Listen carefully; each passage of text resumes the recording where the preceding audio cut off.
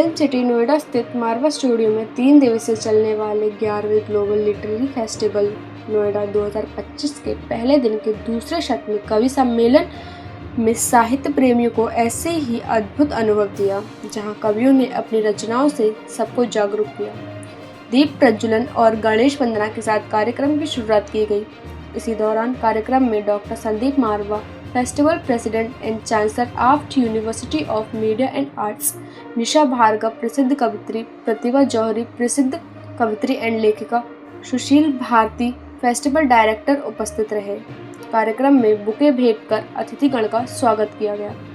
Doctor Sandeep मारवा ने कहा, कवि सम्मेलन सिर्फ शब्दों का मेल नहीं, ये भावनाओं और विचारों का संगम है।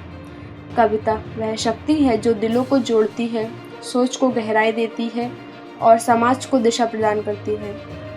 वहाँ मौजूद अतिथिगण ने भी कविताओं के माध्यम से अपने विचारों को साझा किया। इसी दौरान कार्यक्रम में न्यूज़ लेटर डे फर्स्ट मंथन के पोस्टर रिलीज किया गया।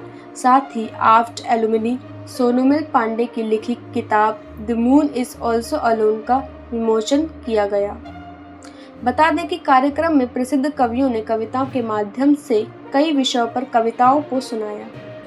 उसमें डॉक्टर अवधेश तिवारी, डॉक्टर उषा श्रीवास्तव, प्रसिद्ध कवित्री, डॉक्टर गीतिका चतुर्वेदी, प्रसिद्ध कवित्री, उपेंद्र अपर्ण, प्रसिद्ध कवि, संकल्प जैन, प्रसिद्ध कवि ने अपनी कविताओं से श्रोताओं को भाव विभोर कर दिया।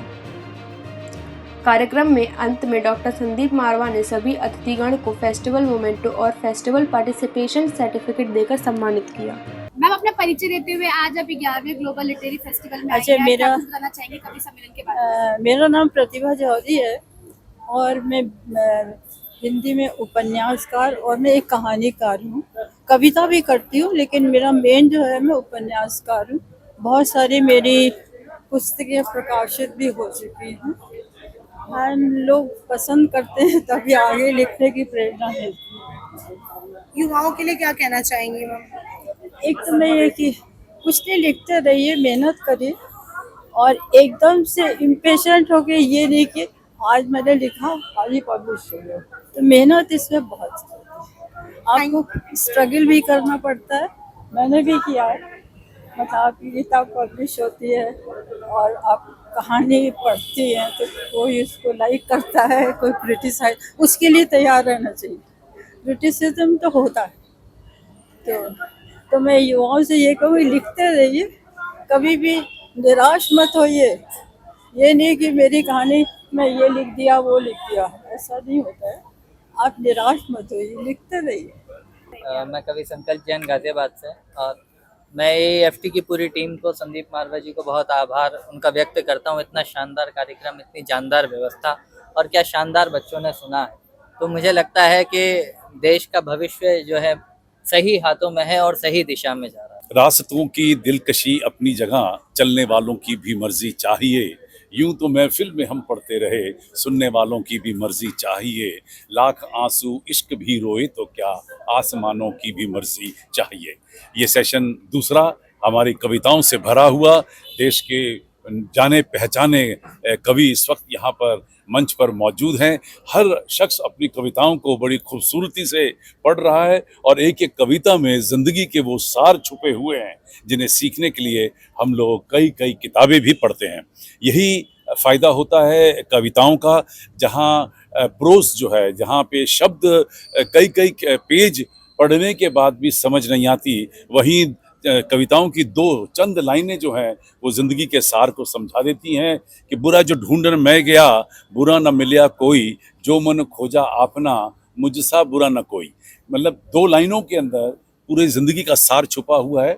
यही यहाँ पर आज के इस 11वें ग्लोबल लिटरेरी फेस्टिवल नोएडा 2025 के इस दूसरे सत्र में कविताओं का ये जो भरमार छाया हुआ है, और लोग हंस रहे हैं, लोग रो रहे हैं, लोग स्तब्ध रह गए हैं, लोग हैरान हैं। ये सारी चीज़ें कविता के ज़रिए बेहतरीन और बड़े खूबसूरत तरीके से आम जनता तक पहुंचाई जा सकती है। मैम, आज का इवेंट आपको कैसा लगा? मुझे तो बहुत अच्छा लगा भाई। जब भी आती हूँ हर बार मुझे पहले से ज़्यादा अच्छा लगता है। आप लोगों की कटसी तो मुझे बहुत ही भाती है भाई।